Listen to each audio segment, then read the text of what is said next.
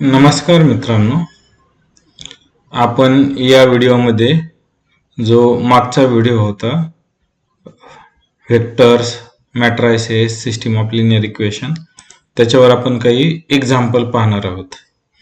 तर खाली ह्या सायलॅबच्या विंडोच्या खाली ही एक्झाम्पल आहेत.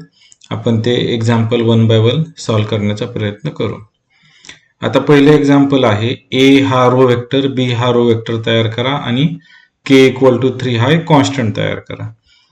आणि खालील गोष्टीसाठी सायलॅबचा प्रोग्राम तयार करा. आता पहा कशासाठी सायलॅबचा प्रोग्राम करायचा आहे. Compute a plus B, A हा वेक्टर प्लस बी हा vector, A minus B vector.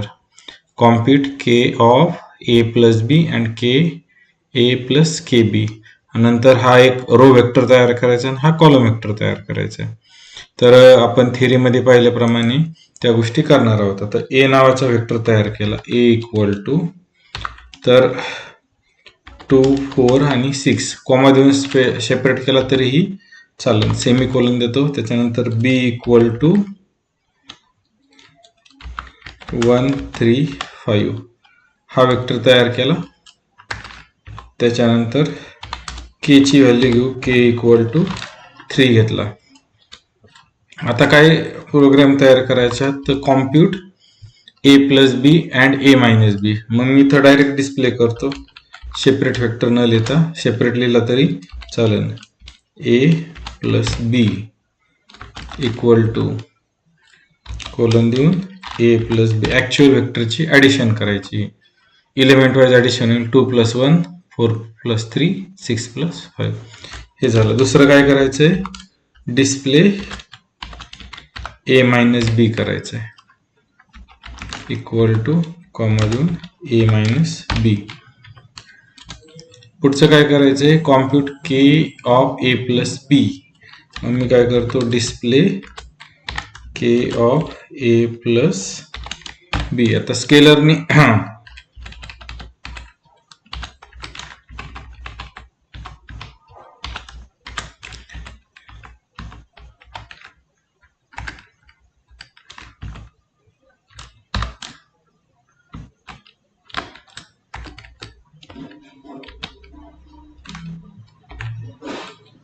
Naveen file तयार करू.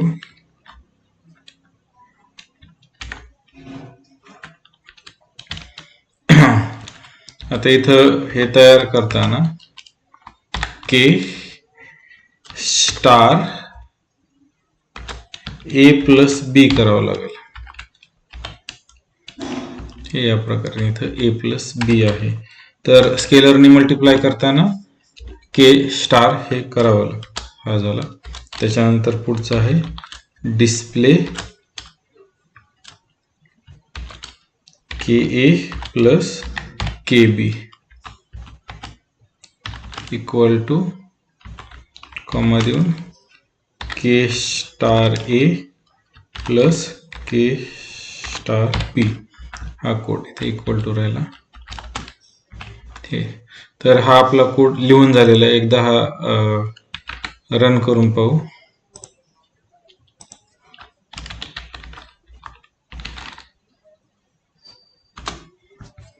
आता हा वेक्टर्स नाव दिलेला, हा रन करून पाहू.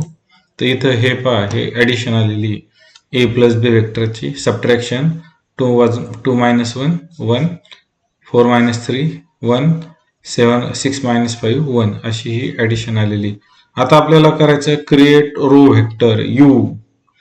आता हा जो रो वेक्टर आहे हा टाईप करण्यापेक्षा आपण कोलन ऑपरेटर वापरू शकतो. म्हणजे यू इक्वल टू 1 to 9 हा कोलन ऑपरेटर झाला. तर ह्याला डिस्प्ले करू, display you equal two comma देऊन यू डिस्प्ले करू. व्ही हा वेक्टर तयार करायचा आहे. व्ही हा वेक्टर कसा तयार करायचा आहे तर कॉलम वेक्टर, म्हणजे 2 पुढची रो सेमीकोलन येते, -6 -1 हा डिस्प्ले करू. डिस्प्ले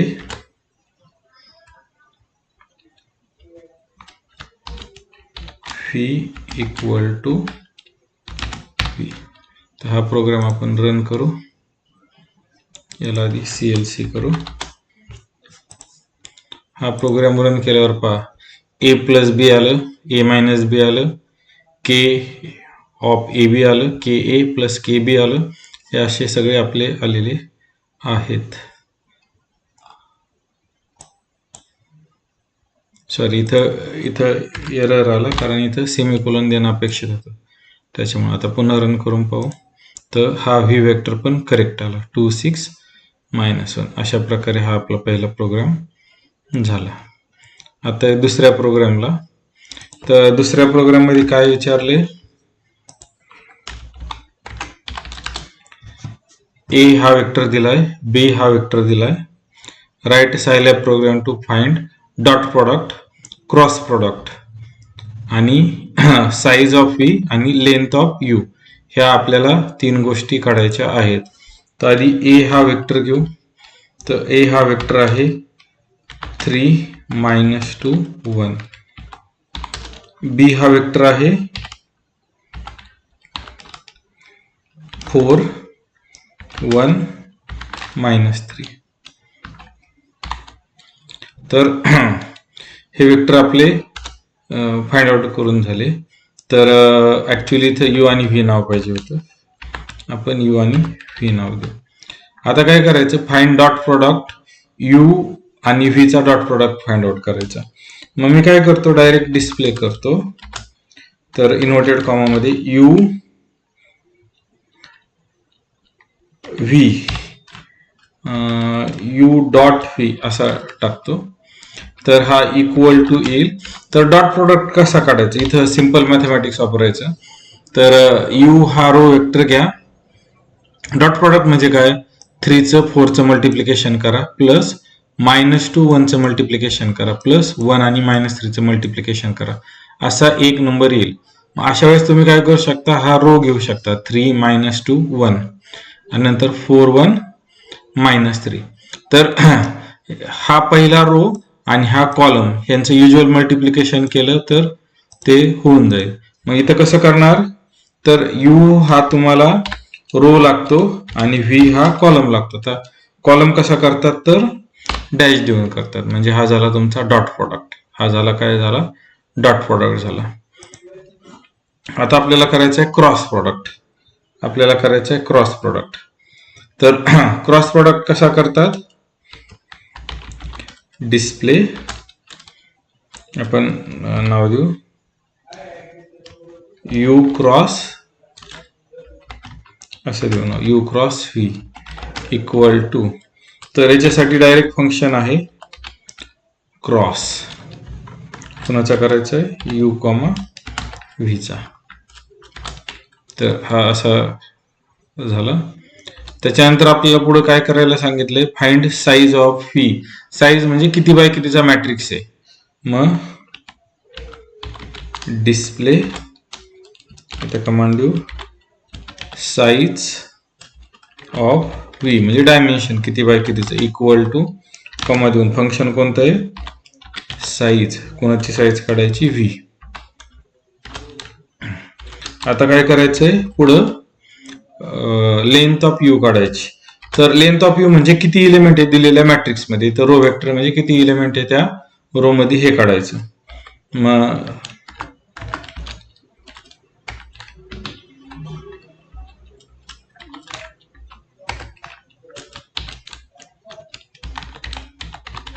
लेंथ ऑफ यू काढायची. तर length of you equal two comma देऊन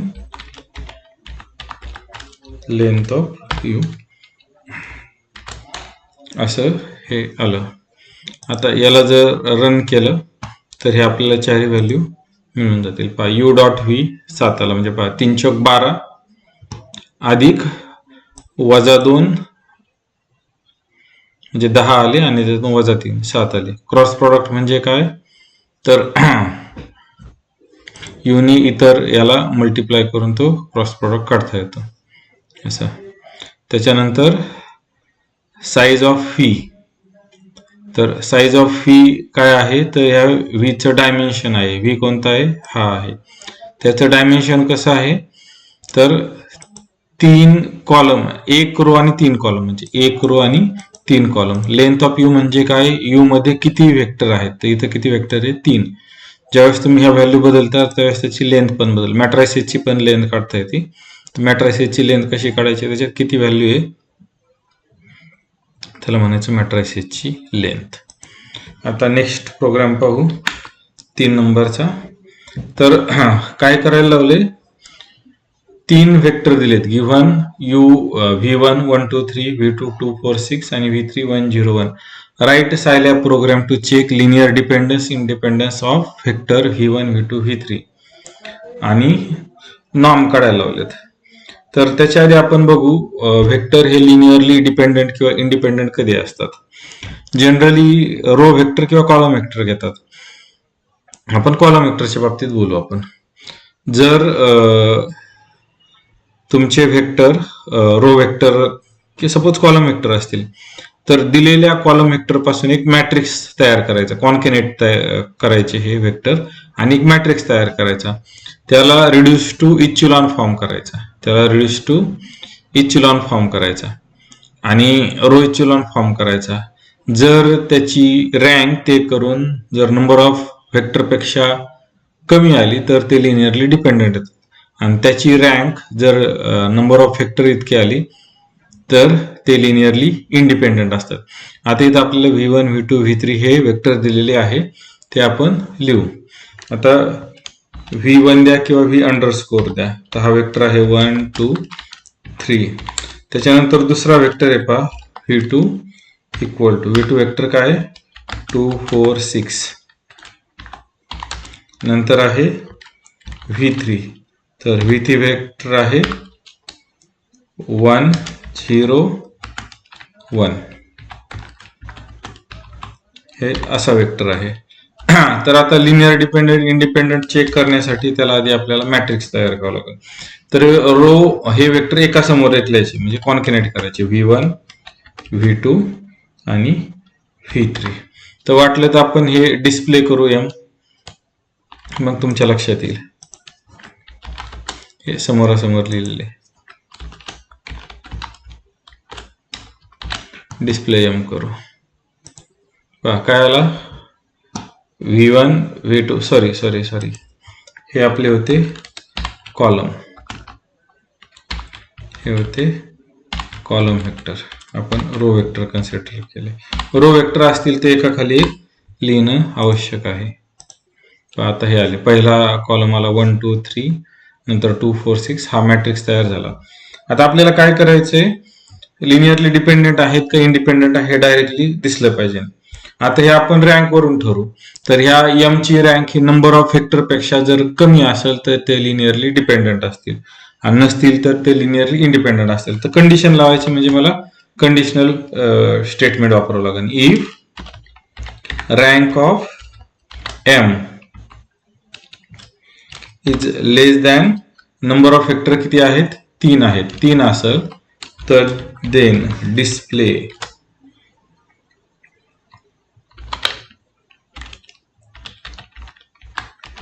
vectors are linearly dependent असं डिस्प्ले होईल. आणि जर लिनियरली डिपेंडेंट नसतील तर आपली दुसरी इल्स कंडिशन आहे. तर इल कंडिशन काय आहे, display vectors are linearly linearly independent. तर असं येईल. हा झाला पहिला प्रोग्राम. आता एम करू वाटलं तर आपण थोडं डिस्प्ले रँक ऑफ एम पण करू. रँक ऑफ एम म्हणजे तुम्हाला हे व्हेरीफाय होईल. आता पहा इथं काय होईल, हा वेक्टर होईल, वेक्टर आहेत त्याचे कॉलम लिहून एका समोर एक मॅट्रिक्स तयार केला. इथं डिस्प्ले मॅट्रिक्स होईल, त्याची रँक होईल. मग आपल्या लक्षात येईल जर रँक ही 3 पेक्षा लहान असेल तर लिनियरली डिपेंडेंट येईल. 3 असेल तर ते लिनियरली इंडिपेंडेंट येणार आहे.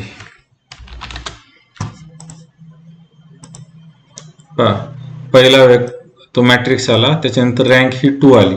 रँक ही 2 आल्यामुळे ही लेस दॅन 3 आहे, म्हणजे हे वेक्टर लिनियरली डिपेंडेंट असतील.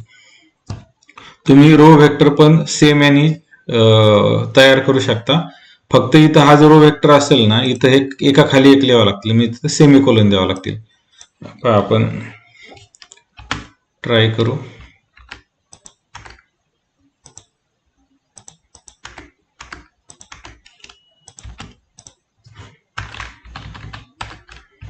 तर हे वेक्टर एका खाली एक लिहावं लागतील. सेम एक्झाम्पल होईल. तर रँक किती आली? 2 आली. आता वेक्टर हे 1 2 3 2 4 5 आणि वेक्टर आर लिनियरली डिपेंडेंट आले. तुम्ही रोच्या बाबतीत पण करू शकता आणि कॉलमच्या बाबतीत पण करू शकता. आपल्याला इथे विचारले कॉलमच्या बाबतीत, म्हणून आपण कॉलमला प्रेफरन्स देऊ.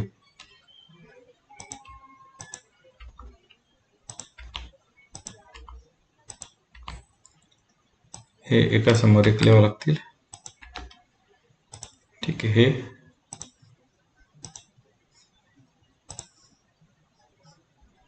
हे प्रॉब्लेम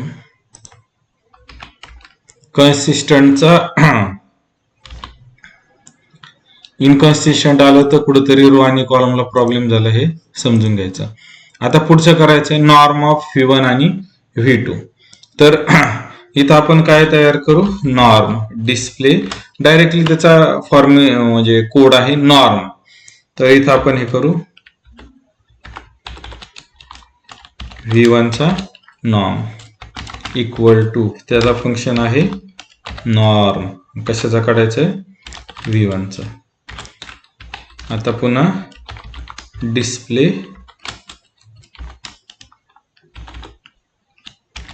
V2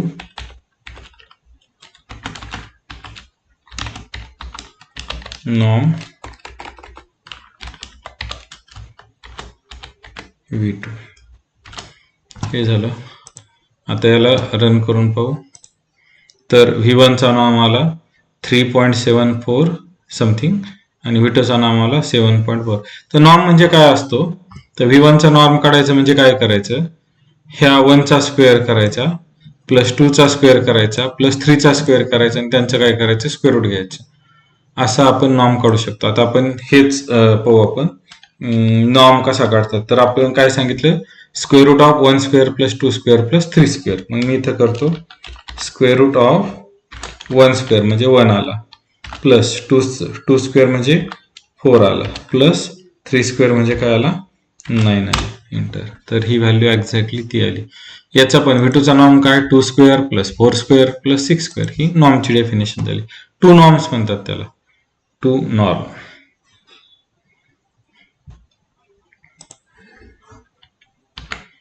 आपण नेक्स्ट एक्झाम्पल पाहू. नेक्स्ट एक्झाम्पल आहे right Scilab program to create and display 3x3 identity matrix 4x4 zero matrix and 2x5 ones matrix. मग आपण आता एक एक तयार करू. आधी नाव देऊ त्याला. तर पहिला काय करू? Create 3x3 identity matrix. त्याला नाव देऊ I इक्वल टू. तो कसा करतात? EYE 3,3. हा झाला आयडेंटिटी मॅट्रिक्स. पुढचा आहे 4x4 चा झिरो मॅट्रिक्स. मी त्याला नाव देतो झिरोला झिरो झेड. तर झिरोचा ZEROS झिरोच. किती बाय कितीचा विचारलाय? 4x4 चा. इथं तुम्ही साईज चेंज केली तरीही चालेल. नंतर कोणता विचारलाय? 1 चा O इक्वल टू. तर याला द्यावं लागेल 1s. 1 चा मॅट्रिक्स कलरवरून ओळखून घ्यायचं आपलं करेक्ट आहे का. किती साईज विचारली? 2x5. याच्या साईज चेंज केल्या तरीही चालतील, पण प्रश्न विचारला म्हणून आपण त्या साईज ठेवू. आता काय करायचं? डिस्प्ले काय करायचं? 3x3 identity matrix. हा कोणता आहे? I. Similarly display 4x4 zeros matrix आणि हा कोणता आहे झेड. तसंच डिस्प्ले 2x5 वन्स मॅट्रिक्स आणि तो कशाने दाखवला आपण ओने. तर हे मॅट्रिक्स तयार होतील आणि हा काय होईल डिस्प्ले होईल. मी हे CLC करतो आणि हा प्रोग्राम रन करतो. आता पहा हा आयडेंटिटी मॅट्रिक्स तयार झाला 3x3चा, हा 4x4चा झिरो मॅट्रिक्स तयार झाला, 2x5चा वन्स मॅट्रिक्स झाला. आयडेंटिटी मॅट्रिक्स हा ऑलवेज स्क्वेअर मॅट्रिक्स असतो. बाकी हे मॅट्रिक्स तुम्ही चेंज करू शकता. तर मी याला म्हटलं 7x4चा झिरोचा मॅट्रिक्स तयार करा. तर हा 7x4चा झिरोचा मॅट्रिक्स तयार करा. तर हा किती आला 7 रो आणि 4 कॉलम असा हा मॅट्रिक्स आला.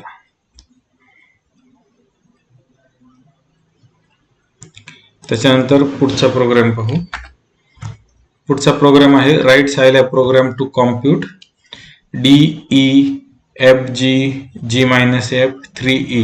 तर खाली दिलेले मॅट्रिक्स आहेत पहा हे D = 2 1 वगैरे वगैरे. मग आपण तो मॅट्रिक्स लिहू आणि ते व्हॅल्यू फाइंड आउट करू. आता D हा मॅट्रिक्स लिहिला D = तर पहिला रो आहे 2 1 1, सेकंड रो आहे 1 1 1. हा झाला तुमचा D मॅट्रिक्स. नंतर लिहायचा E मॅट्रिक्स. तर E मॅट्रिक्स मध्ये 3 रो आहेत आणि 2 कॉलम आहेत. मग पहिले आहे 0 1, दुसरा रो आहे 3 -1, तिसरा रो आहे 1 2. हा झाला E. आता F आहे 2x2चा मॅट्रिक्स 1 2 3 4. G आहे 1 1 2 -2. हे झाले. आता याच्यावर काय काढायला लावले त्यांनी, हे एवढे मॅट्रिक्स झाले. याच्यावर काय काढायला लावले DE 2 मॅट्रिक्सचं काय करायचं मल्टिप्लिकेशन करायचं.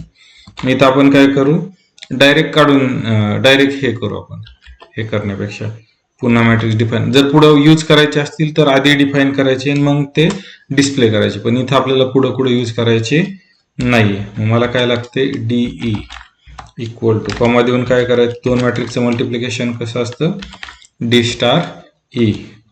त्याच्यानंतर मला काढायचे F + G. म्हणजे मी काय करतो इथं F + G लिहितो = ऍक्च्युली इथं काय करतो ऍडिशन करतो. त्याच्यानंतर डिस्प्ले F - G करायचं आहे मला. डिस्प्ले काय करायचं आहे G - F sorry G - F = G - F. नंतर काय करायचं आहे E ला 3 ने मल्टिप्लाय करायचं आहे डिस्प्ले 3E = हे कसं करायचं 3 E ला कशाने मल्टिप्लाय करायचं 3 ने मल्टिप्लाय करायचं. आणि तुम्हाला हे जर व्यवस्थित पाहायचं असेल तर सगळे डिस्प्ले करा. डिस्प्ले काय आहे आपला T आहे ना,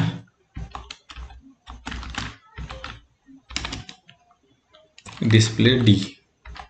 त्याच्यानंतर E मध्ये रॉंग झालं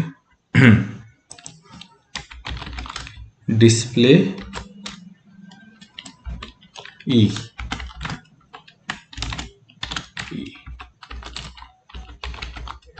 डिस्प्ले F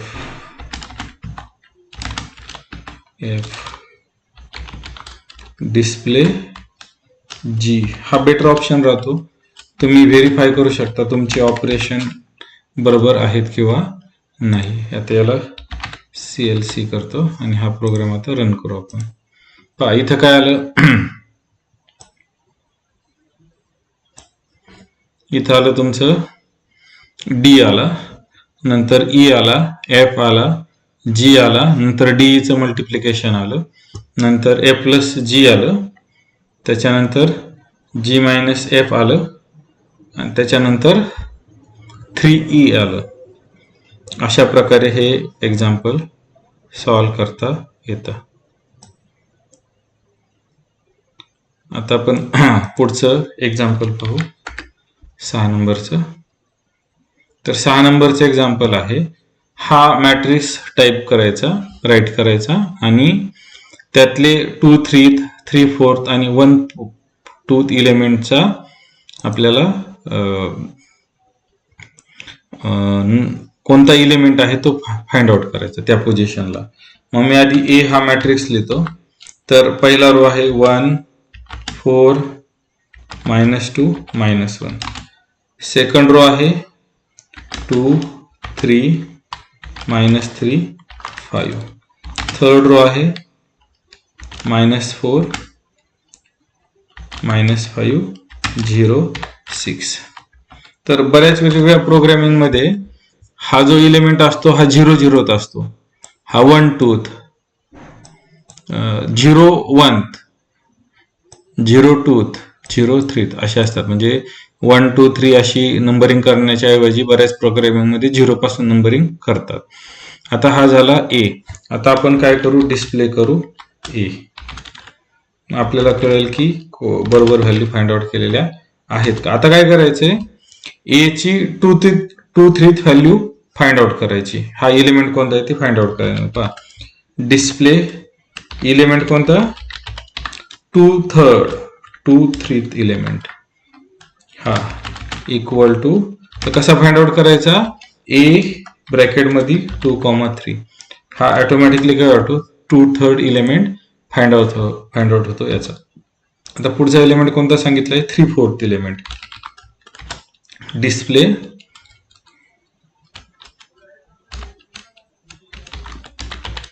एलिमेंट 3,4, हा एलिमेंट फाइंड आउट करायचा. तर ए चा 3,4 हे असं. नंतर डिस्प्ले 1/2 एलिमेंट फाइंड आउट करायचा, एलिमेंट 1,2. तर ए चा 1,2 एलिमेंट हे असे डिस्प्ले केले. तर हा काय करतो, ए चा 2/3 एलिमेंट हा डिस्प्ले करतो. आता मी हा प्रोग्राम रन करतो. तर पहा ए हा मॅट्रिक्स आला, ए चा 2/3 म्हणजे सेकंड रो आणि थर्ड कॉलम किती यायला पाहिजे, -3. म्हणजे हा एलिमेंट किती आला, -3. 3/4 म्हणजे थर्ड रो आणि फोर्थ कॉलम म्हणजे किती आला, 6 आला, 1, 2 आला.